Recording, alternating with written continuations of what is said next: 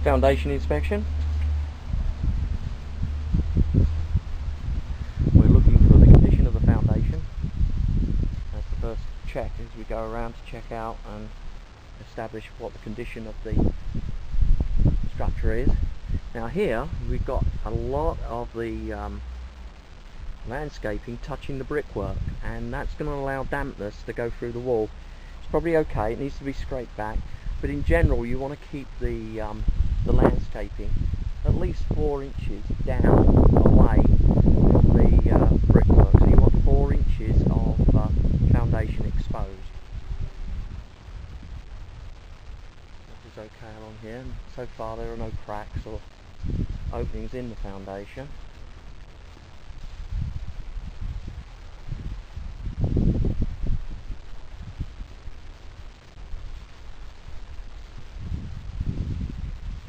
Now on the left elevation we have a corner pop here. We don't put those in the report. This is cosmetic, it doesn't really affect the building. But at a corner it's a stress concentrator, and it causes the foundation part there to crack and break off.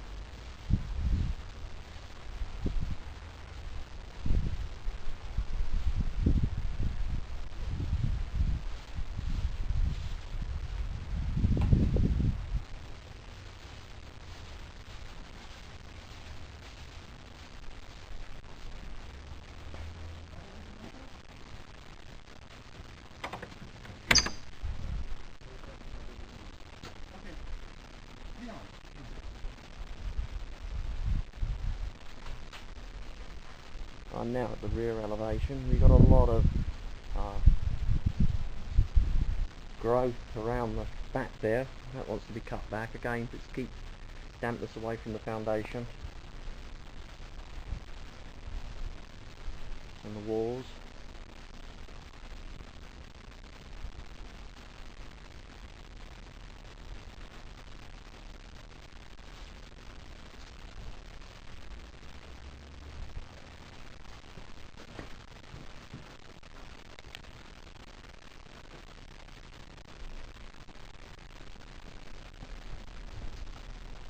So on the day of the inspection, the foundation itself physically is in good order.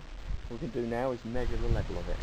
This is the grade inspection. You can see we're at the right elevation, and the grade doesn't slope as much as I would like it. However, it certainly seems to be draining around there. There's a swale here, but current standards or modern standards require it to slope 6 inches in 10 feet. But I don't think there's any particular issues with it here, even though it doesn't meet common or modern standards. At the front we've got a slope away from the house. That's a nice good slope, it's going to drain perfectly. Let's look at the left elevation and then the rear.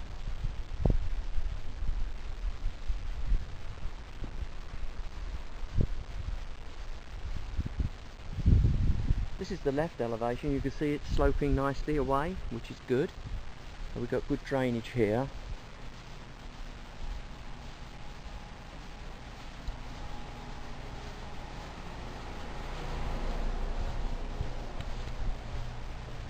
And we're now at the rear elevation. Again, we've got good slope away from the building. Here we are at the rear. And we have good drainage here. There's a little bit of an issue with drainage here. You can see there's moss growing. That may be overrunning the sprinkler system. And finally here, yeah. So again, the right elevation doesn't slope quite as well as I would like it. However, that's an as-is condition. That's what I'd expect in the property of this age. Not built to the current standards, so any house of this age would be, in this area, would be much the same as this. But I can't see any real issues coming from it. I'm standing over the front gable, over the bedrooms, and there's some damage to the shingles. You can see here and here. I'm not quite sure what's caused it. It doesn't look like hail damage, although frankly it's very difficult to identify that. There's a special test you have to carry out. But there is damage to the shingles at this point. I'm standing at the front elevation. We're just looking at the shingle field. Although there's a little bit of damage over that little gable, the shingle field up here looks in good condition.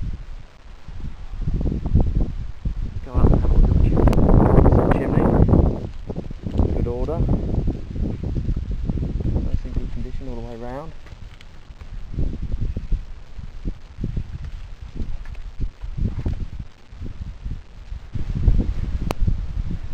now at the rear elevation, and we're looking at the shingle field.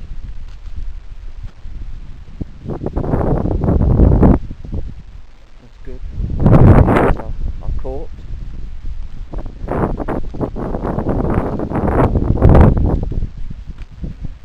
All looks in good order. Left elevation.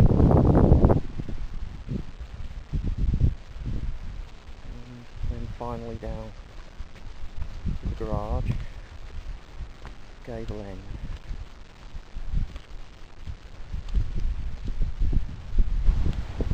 I'm standing at the front right elevation. We're looking up at the soffit board here, and there's rot in the soffit board up by the roof line there. That needs to be repaired.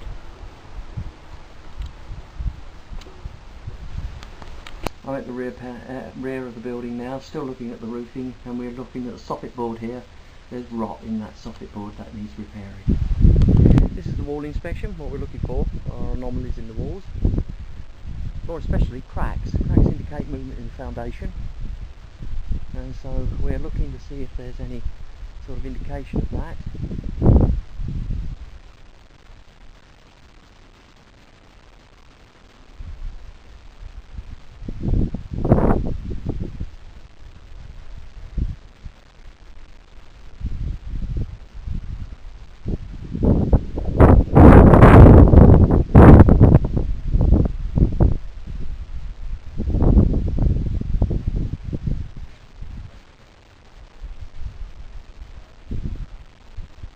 There's a little bit of separation occurring here, so there's a bit of foundation movement, and you can see a little bit of a crack here, but it's tiny, nothing to be concerned about at all.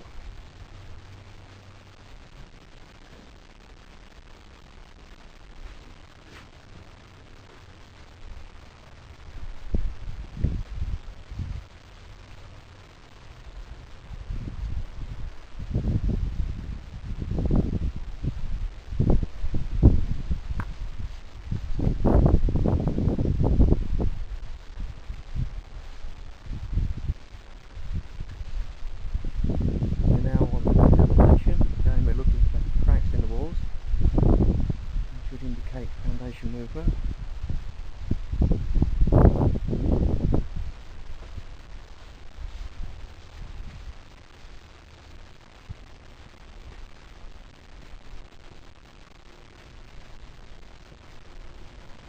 We're at the rear elevation. We've got some siding here.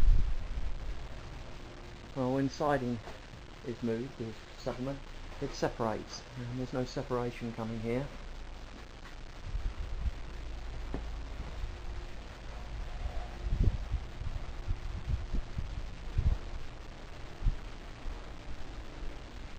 We're now finally back at the right elevation at the rear.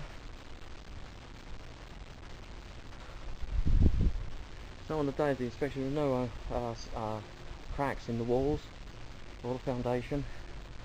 Everything was in good inspection of the door, walls. All we're looking for is sticking doors, locks that don't work, problems with the weather seal. Sure, no cracks over the doors don't stick.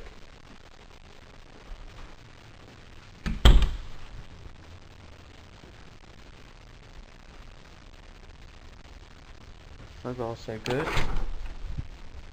Good weather seal here.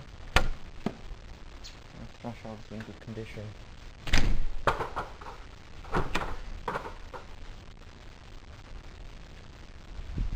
Look at the front elevation.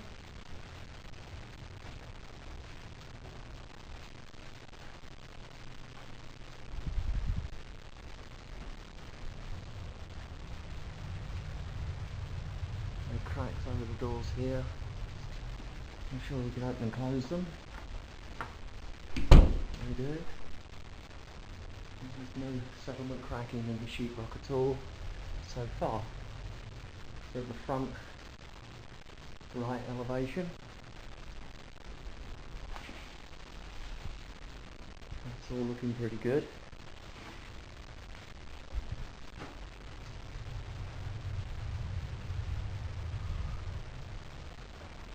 And finally in plaster. And a little bit of repair been done there, but around the window, evidence of previous repair, nothing particularly bad. Again here, but there's no cracks in the sheetrock.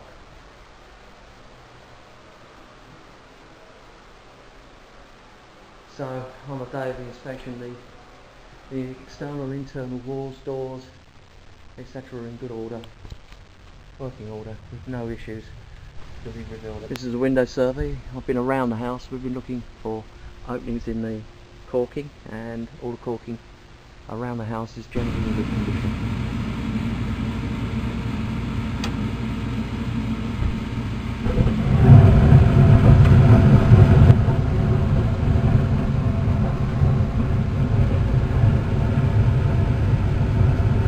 Okay, so on the day of the inspection, the furnace water supply meter and isolation valve, it's actually at the front curve. Static water pressure test on the day of the inspection, 80 pounds. This is a functional flow test. Just established that we've got enough water flowing into the house to enable you to run the tub and take a shower all at the same time. We've got lots of water coming out of there. So the answer to the functional flow test, yes. This is the main panel. We don't have any arc fault detectors in it, but then that's the age of the property. But I have to tell you that. Now the AC isolator breaker is 60 amps, it's here. Let's go and look at the AC unit and see if it's correctly sized for the unit.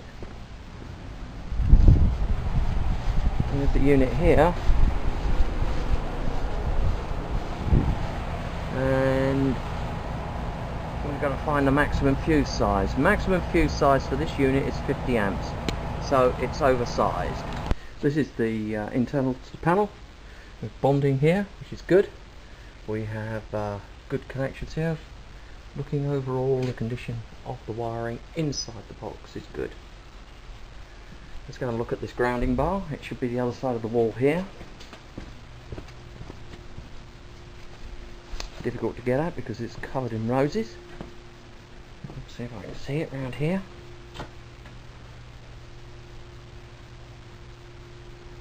Well, because of the landscaping, I'm unable to verify the. This is water heater inspection. Water heater is missing a safety pan, and that means it could leak. If it leaks, it could leak into the house itself. I recommend they're fitted. The water heater itself is showing conditions of deterioration.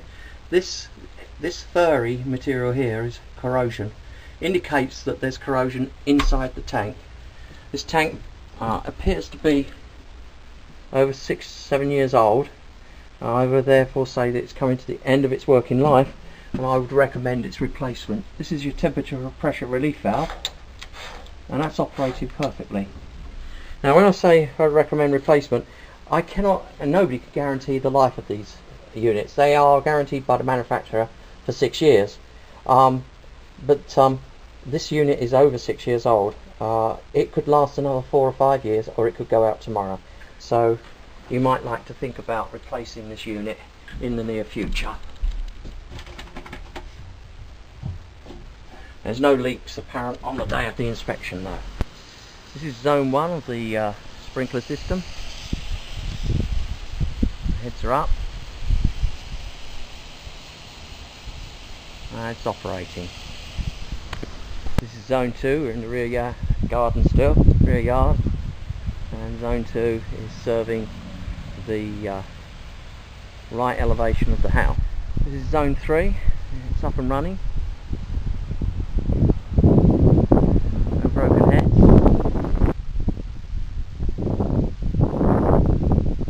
This is zone 4, all the heads are running, serving the shrubs and bushes in the front.